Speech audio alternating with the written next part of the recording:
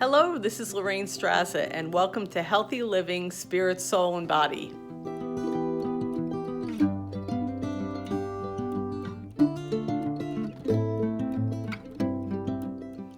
One of the things I'm passionate about is vision boards and goal setting. A few years ago, actually in 2015, I started a course called Vision 101 by Terry Savelle Foy.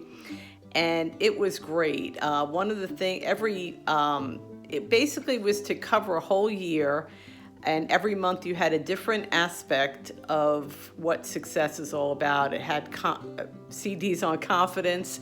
It had CDs on a lot of different topics. The first CD was actually vision, and the second CD was goals. And really, in a lot of ways, those two things go together. So let's talk about goals. Why even set goals to begin with?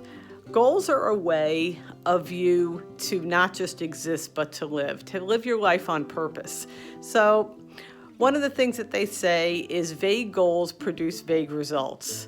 Also, you don't want your tombstone to read, died at 30, buried at 60. In other words, for 30 years, you just existed. Nothing, you weren't intentional. You didn't follow your goals. You were just swayed by different things that might have seemed urgent and important, but weren't really important to you.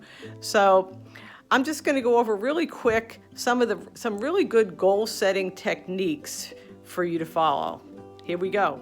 So these are called goal setting smart tips. So SMART is like an acronym to help you set your goals, I should say. So you want them to be specific. You don't want to just say, I want to lose weight or I want to save money. You want to be specific. How much weight do you want to save? How much weight do you want to lose? How much money do you want to save? Be specific. Make it measurable so that you can, truly measure whether or not you hit a goal. And the funny thing is about the more goals you hit, the more confidence you're going to have in setting more goals. So it's literally self-motivating. The other thing is A stands for action-oriented. When you set your goals, you want them to be action verbs like I am the perfect weight of 120 pounds, or I have saved $2,000 by the end of 2023. Make them realistic. You can't say that I'm going to save $1 million this year because that's not really realistic unless you're making a decent amount of money. But you don't want to set yourself up to fail. I encourage you to set goals that stretch you and cause you to grow, but are somewhat attainable. And they say a 50-50 chance of being attainable. And have them, T stands for timeline. Deadlines are motivating. Always establish a by-when date. So it helps you motivated to achieve it. Say you want to save $1,000 by June 30th. It kind of helps you think, all right, so how much money do I have to save every week to reach that goal? Remember, the main thing is you want to really achieve your goals. You don't want them to be just things that you write down on paper. And then lastly, this is the best part, goals are not only absolutely necessary to motivate us, they are essential to keep us alive. Robert Schuller. And the other thing I also want to mention too is you want to set at least one goal that is outside the realm of possibility, something that's really going to stretch you, something that's going to really let your imagination soar.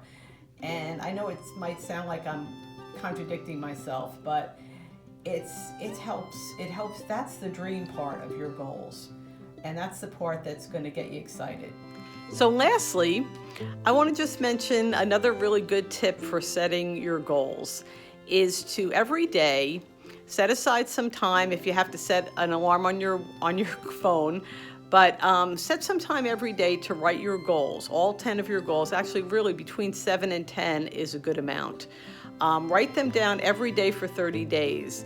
This really helps get them into your heart and makes it so that you're really thinking about them all the time, which is very important. And the other little trick that's good for goal setting is to think about think ahead to the very end of the year. It's January 31st, and you're saying to your friend, this has been the most amazing year of my life. Think to yourself, what would have to happen in order for you to say that? And that is a really good way of getting your spark going and getting you thinking, really dreaming. Remember, you need to give yourself permission to dream.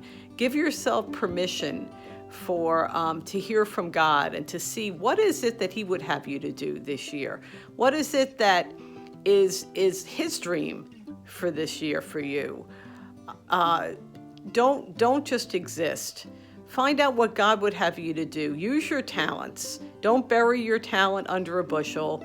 God wants you to shine. God wants you to attain goals so that you can bring glory to Him. So you have an absolutely wonderful day. I hope this really helped you, and I look forward to seeing you next week. Bye-bye now.